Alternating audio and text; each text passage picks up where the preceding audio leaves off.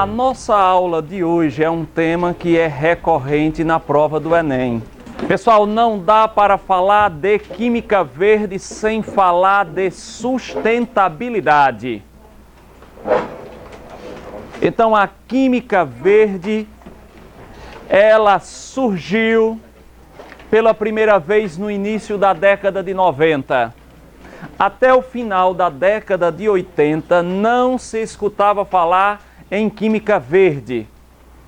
Mas com as reuniões anuais que começaram a acontecer sobre preocupação de sustentabilidade do planeta, no início da década de 90 do século passado, é que começou a aparecer essa tal de química verde. A química verde tem uma preocupação principal: garantir a sustentabilidade futura do nosso planeta. A aula de hoje vai falar basicamente da relação da química com a sustentabilidade do planeta. Basicamente, qual é a preocupação que a química tem com a sustentabilidade do planeta? Em outras palavras, significa poluir menos. Essa é a palavra-chave. Quando se fala de química verde, falamos, portanto, em poluir menos, agredir menos o nosso planeta. Por gentileza, minha jovem. E quando falamos em poluir menos, veja o que eu coloquei aí. A atividade humana, ela traz impacto sobre componentes abióticos. Quais são os componentes abióticos que nós estamos falando aí? O homem polui o ar basicamente com o que, pessoal? A emissão de gases. A atividade humana traz como consequências para o meio ambiente a poluição do ar. Quando, por exemplo, emitíamos demais para a atmosfera aquilo que vocês conhecem pelo nome de quê? CFC, clorofluorcarbono. CFC, pessoal, era utilizado em demasia até a década de 80, quando se descobriu pela primeira vez um grande buraco na camada de ozônio. O CFC era utilizado como gás refrigerante em geladeiras, em ar-condicionado e também em desodorantes do tipo aerossóis. O CFC, e aí eu destaco como principal CFC utilizado no que acabei de falar, o diclorodefluorcarbono, chamado de Freon 12. Esse CFC, ao ascender e chegar até a estratosfera, o que acontecia com CFC lá na estratosfera? Ao sofrer incidência da luz, principalmente luz ultravioleta, a ligação carbono-cloro era quebrada por homólise.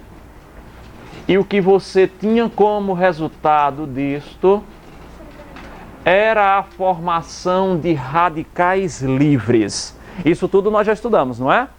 Esses radicais livres, e em especial o cloro, atuava sobre quem?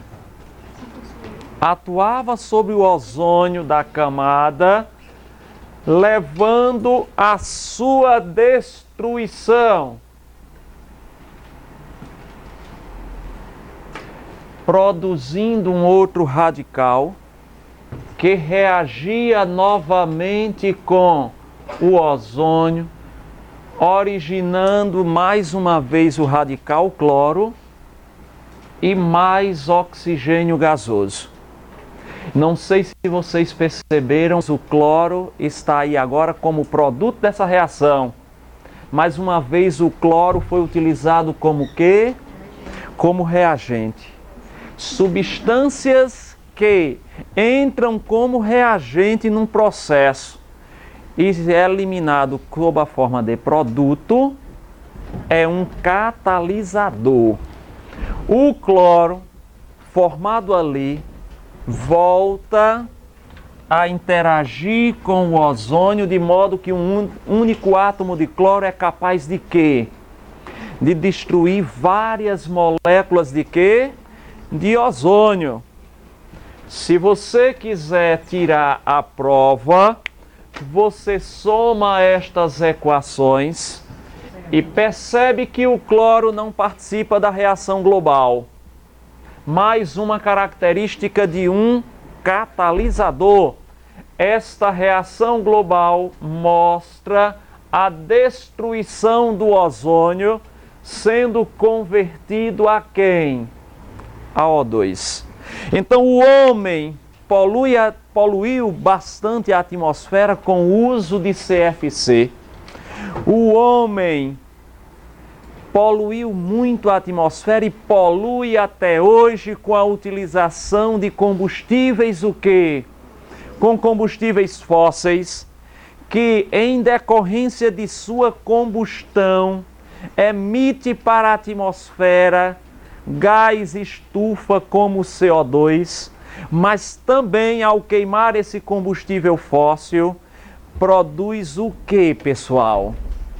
Produz dióxido de enxofre e trióxido de enxofre, derivados de quê? Derivados do enxofre presente nesses combustíveis fósseis. E, portanto, estamos diante agora de mais um agente poluidor causador de quê? Chuva ácida. Então, quando eu digo que o homem traz impacto sobre os componentes abióticos, o homem polui o ar com quê? Com CFC, com gases causadores do efeito que estufa, que intensifica esse efeito, e também o homem polui o ar com derivados do enxofre, causando um fenômeno conhecido como chuva ácida. Mas o homem também polui quem? Polui as águas, polui rios, polui o mar e polui também o lençol freático. Vimos na aula de quarta-feira da semana passada que indústrias que não tratam seus rejeitos lançam esse rejeito em rios, ou então quando você joga objetos metálicos como baterias, pilhas, no lixo comum, que acontece com esses materiais metálicos presentes nesses dispositivos, eles poderão atingir o lençol freático. Quando os professores de geografia falam para vocês que não há saneamento básico, que o ser humano constrói banheiros próximos de quê? Próximos de rios, próximos ao lençol que? Freático. Nós contaminamos o lençol freático com quê? Com nitrato proveniente do metabolismo de coliformes o quê? De coliformes fecais. Então o homem polui essas águas dessa maneira, mas polui também quando usa agrotóxicos na agricultura. Esses agrotóxicos são levados pela água da chuva e contaminando rios, podendo contaminar também o mar. E quando usa-se agrotóxicos, o homem também polui o quê? O solo. Então, pessoal, o que nós fazemos diariamente, e aí nós que estamos aqui podemos não fazer isto diretamente, mas nós fazemos isso de forma indireta quando nós consumimos tudo o que vem como derivação da poluição desses componentes abióticos. Bacaninha? Então, ó, o homem é o grande causador de males para a própria humanidade, para o próprio homem. Vamos lá. Mas o homem também traz impacto sobre os componentes o quê? Bióticos, como que traz prejuízo para as plantas, porque quando nós emitimos para a atmosfera gases causadores de chuva ácida, o que acontece quando essa chuva ácida cai sobre a vegetação? Provoca a desidratação e a morte dessa vegetação, para citar dentre as várias consequências que o homem traz para as plantas. O homem também traz impacto sobre a própria vivência do homem, e o homem traz também impacto sobre os animais, pois quando nós estamos poluindo tudo isto, nós estamos, na verdade, impactando sobre tudo isto aqui, pessoal.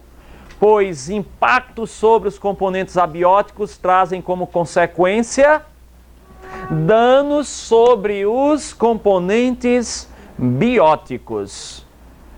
Tá claro até aqui, meninos? Muito bem.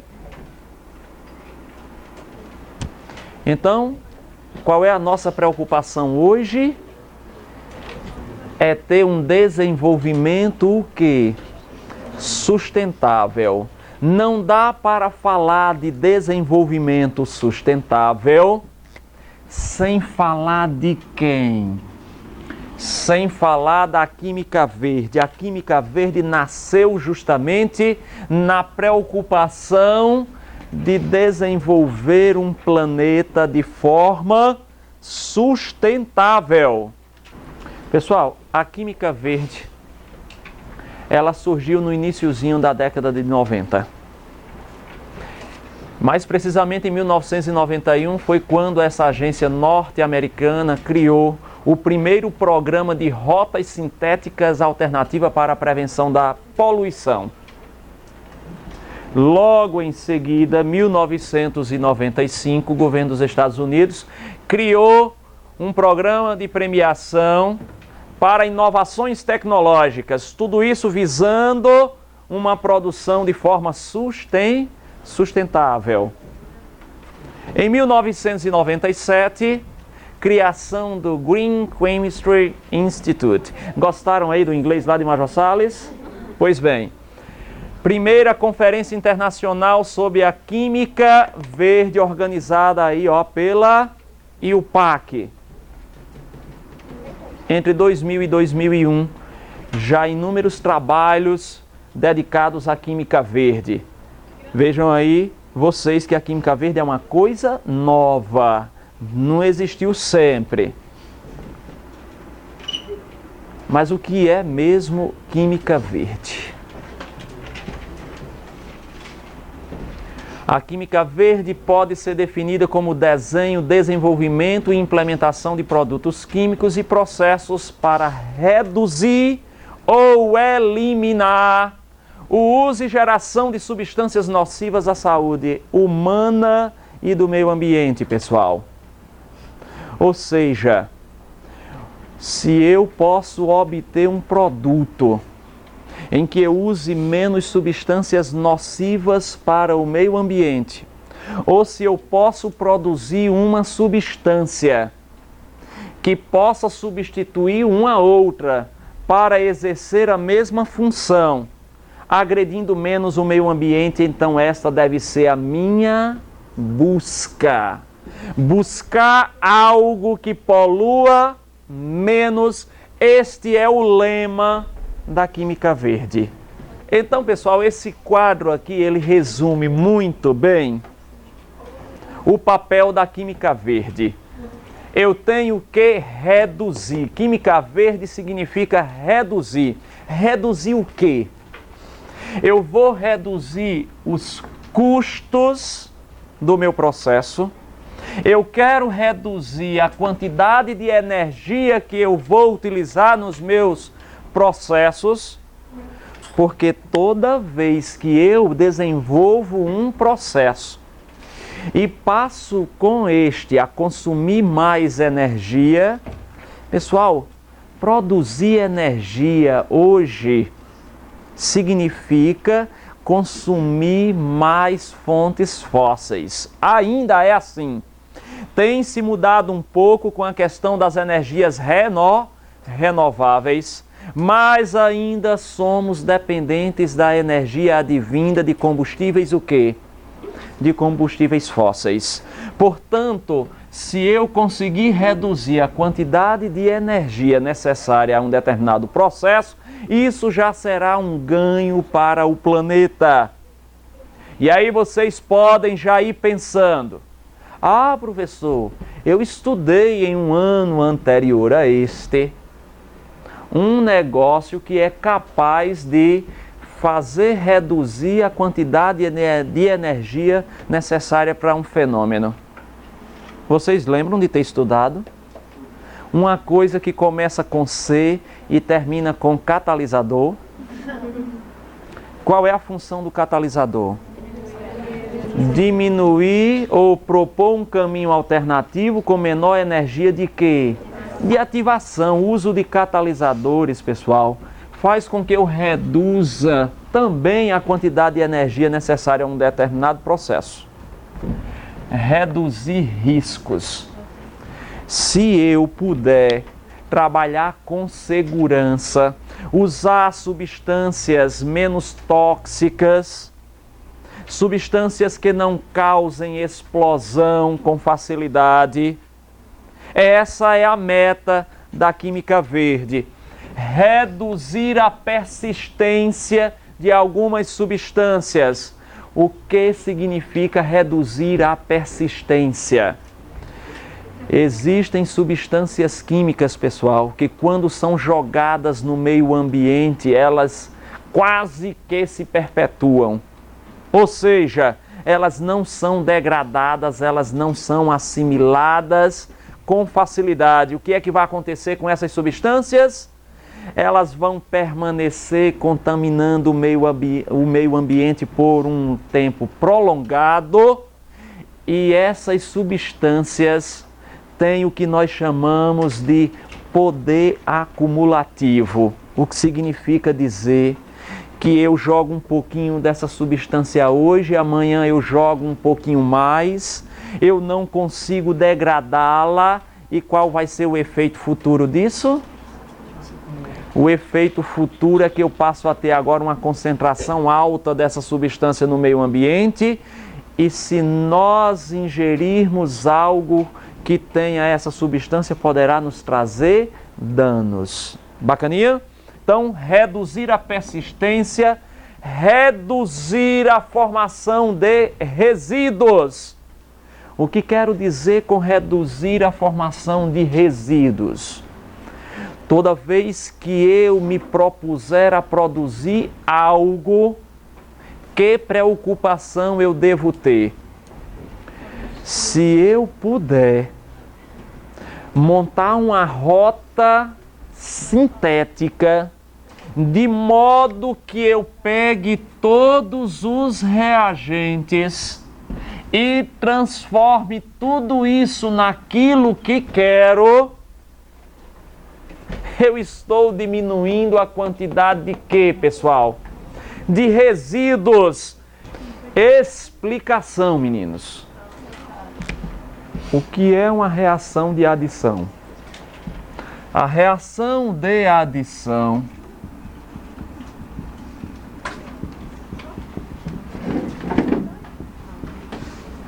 é aquela em que dois ou mais reagentes se transformam em um só produto. E dificilmente deveremos escolher uma reação de que? Reação de decomposição. Por que não devemos dar preferência à reação de decomposição? Numa reação de decomposição, um só reagente se transforma em dois ou mais produtos. Se apenas um destes produtos é desejável, significa dizer que este outro constitui-se em quê? Em resíduo. Deu para perceber aí, ó? Preferência para reações de adição. Por que por esse tipo de reação? Porque eu sei que não vou gerar resíduos. Reduzir o uso de fontes não renováveis. As fontes não renováveis, principalmente em se falando daquelas fontes não renováveis de energia, são as que mais poluem. Estamos falando aí, pessoal, de combustíveis fósseis. A utilização de combustíveis fósseis é ruim em virtude de não conseguirmos converter esse produto reacional em reagente em tempo hábil, além de queimar outras substâncias que geram resíduos que causam problema para o meio ambiente. A ideia da química verde, portanto, ela é o quê? Ética e politicamente poderosa. Não há ninguém nesse planeta que não seja adepto da química verde, porque isso é bom para todo mundo. Olha aí, pessoal, o detalhe, isso tem o apoio da direita, da esquerda e do centro. Olha aí, ó, que coisa bacana, consegue agregar todo mundo em prol disto aqui.